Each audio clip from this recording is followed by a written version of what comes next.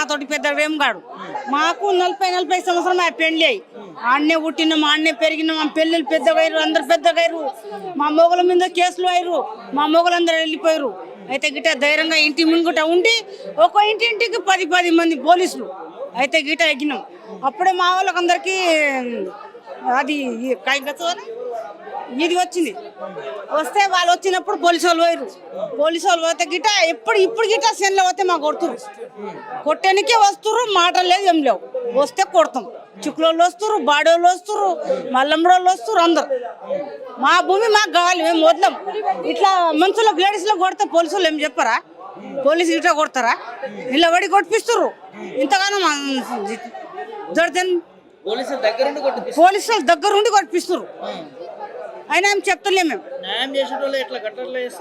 న్యాయం చేస్తలేరు వాళ్ళకి అక్కడ దూరం చెప్తుండో ఓడుస్తురు కొట్టిపిస్తారు, ఓడుస్తురు కొట్టిపిస్తారు. మా వాళ్ళు లేరు. మాట్లాడితే పోలీస్ కేసు, మాట్లాడితే పోలీస్ స్టేషన్, మాట్లాడితే పోలీస్ స్టేషన్. మాది తీసుకుంటారు, వాళ్ళది పెట్టరు. అట్లే అవుతుంది సార్. మీరే న్యాయం చేయాలి. మా జమీ మా భూమి మాకే కావాలి. మేము చచ్చినా గిట లేకపోతే విక్రమ్ రెడ్డి సొంతం, కానీ మా భూమి మాకే కావాలి. ఒక్కటే పట్టు, మేము జైల్లోనే ఉంటాం. ఆడవాళ్ళు మగవాళ్ళు పిల్లలు అందరూ పోయి జైల్లో ఉంటాం, కానీ మా భూమి మాకే కావాలి సార్. మీరన్నా నమ్మ చేయాలి. పాత జమ్మల మా మాతలు 20-30 తెచ్చిరేమో అన్ని ఆధారం తీసుకుర్రు. నాదే భూమి అని అంటుండే ఆయన. ఇప్పుడు మా వాళ్ళు చదువుకోలేరు, చేయలేరు. ఇప్పుడు తెలివి వచ్చింది వాళ్ళకు, అంతా చెప్తురు. కానీ వాళ్ళు అంటే ఇగో ఈ మా ఆయన మీద రబడి షెటర్ పెట్టిర్రు. ఎవరికి చంపిండు? రబడి షెటర్ పెడితే గిట ఎంతో లక్షలు కట్టి రబడి షెటర్ తెప్పించి మళ్ళా 15 కేసులు ఉన్నాయి. ఇంట్లో తినడు, చేయడు. పొద్దున లేస్తాడు, ఉడతాడు, పొద్దున లేస్తాడు, ఉడతాడు. ఆ కోపం మా మీద తీస్తాడు. ఎంత రోజు కేసు పోతాడు, కోపమే మా మీద తీస్తారు. మేమేం చేస్తాం? ఆడపిల్లలు ఏనా దూరం వాళ్ళే. ఇవో పట్ట ఉంది, నాకు పట్ట ఉంది. పొట్ట లేని కూడా ఏం లేదు, నాకు పట్ట ఉంది. మా మామ చేసిన పట్ట ఉంది. ఇంతగానం చేస్తే ఎట్లా సార్? మేము ఎట్లా బతకాలి? మేము ఎట్లా చేయాలి? ఏమైనా చేసి బాసాలను తమ్మునికి వస్తున్నాం, లేకపోతే మా పిల్లలు ఎట్లా బతుకుతారు? ఎట్లా సాయం చేస్తారు మాకు?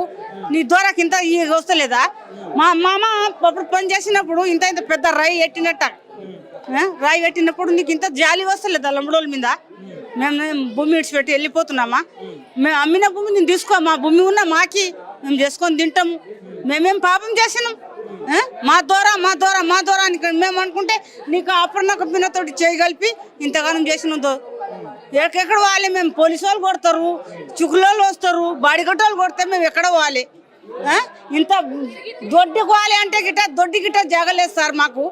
ఇంత పెద్ద గోడ కట్టిర్రు చుట్టూ ఇల్లు, ఒక తండ లేపేసిర్రు. ఈ 2 తండలు లేపేస్తే మేము ఎక్కడ బతకాలి? మేము ఎక్కడ పోవాలి? మీరే న్యాయం చేయాలి సార్. ఇప్పుడు మీరే న్యాయం చేయాలి. ముందు చెప్పిండు మాకు. మా మామ పేరు ధన్ సింగ్, వాళ్ళ కొడుకు మా మామ హన్మియా పేరు తీసేసి మళ్ళీ మన్య అని కూడా మా భూమి లాక్కున్నాడు. మా భూమి మాకు కావాలి సార్. మేము ఇన్ని రోజుల నుంచి చేస్తున్నాం. ఇప్పుడు 25 సంవత్సరాలు నడుస్తుంది. 1 సంవత్సరం 20 సంవత్సరాలు, 1 సంవత్సరం తక్కువ 19 సంవత్సరం నుంచి మేము పోయినాం దొరల దగ్గర పోతే దొర ఏమన్నాడు, మా తమ్ముని దగ్గర పోండి అన్నాడు. సరే అని పోయినాం. మా అత్త, మా మామ ఇద్దరం, మా ఆయన, నేను 4 పోయినాం. దొరల దగ్గర పోతే దొర ఏమన్నాడు, మా తమ్ముని దగ్గర పోండి, మా తమ్ముడు చేస్తాడు మీకు భూమి అని చెప్పిండు. సరే అని పోయినాం. ఆడపోతే ఆడ మొత్తం ముస్లిమే, మొత్తం ఎక్కువ మంది ముస్లిమే. ఆడపోయి దొర ఇల్లు ఏడా అంటే మాకు తెలియదు. మేము పోయినాం, ఆల్మొగలు ఇద్దరం, మా మామ, అత్త అందరు పోయినాం. ఆడపోతే ఆ దొర కలిసినప్పుడు ఏమన్నాడు, మళ్ళా విక్రమ్ రెడ్డి దొర దగ్గర పోండి అన్నాడు. అయినా సరే అని పోయినాం. ఇగో ఈ పన్న కట్టినాం కూడా పట్ట చేయండి సార్ అని చెప్పినాం. వినలేడు. చేస్తా, కొన్ని రోజులు ఆగుండి చేస్తా అన్నట్టుగా ఎప్పుడు తిరుగుడే ఎక్కువ, కానీ పని చేస్తలేడు. ఆడికెళ్ళి 500 ఇస్తుండు మా మామకు. నీకు చేస్తా, మా నాయన చేసిండు కదా, మా నాయన మీకు చూసిండు, మేము మీ కొడుకులకు చూస్తా. నేను ఎందుకు చూడా?